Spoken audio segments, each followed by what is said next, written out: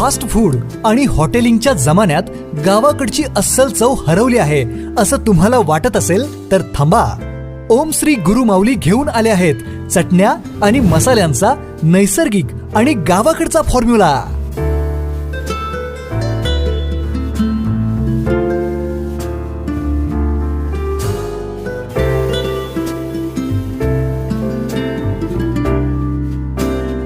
लाकडी घाण्यावरील तेल वापरून देशी मालापासून बनवलेल्या विटा गोल्ड स्पेशल, गावरान स्पेशल, मटन स्पेशल अशा चटण्या. दिलेली आश्वासने पूर्ण करण्यासाठी वचनबद्ध या नेत्याच्या छोट्या भाषणाने लक्ष वेधले.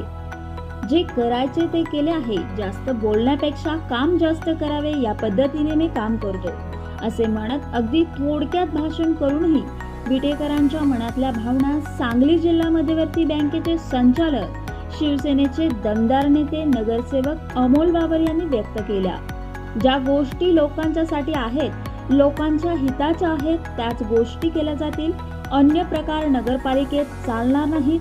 आपले आमदार खंबीर आहेत आणि ज्यांच्याकडे नगर विकास खाते आहे ते शिवसेना नेते उपमुख्यमंत्री एकनाथजी शिंदे साहेब हे सुद्धा विट्याचा विकास करण्यासाठी खंबीर आहेत असे मत विटा नगरपालिका निवडणुकीत ऐतिहासिक यश प्राप्त केल्यानंतर नगरसेवक व नगराध्यक्षांच्या पदग्रहण सोहळ्यात अमोल बाबर यांनी व्यक्त केले.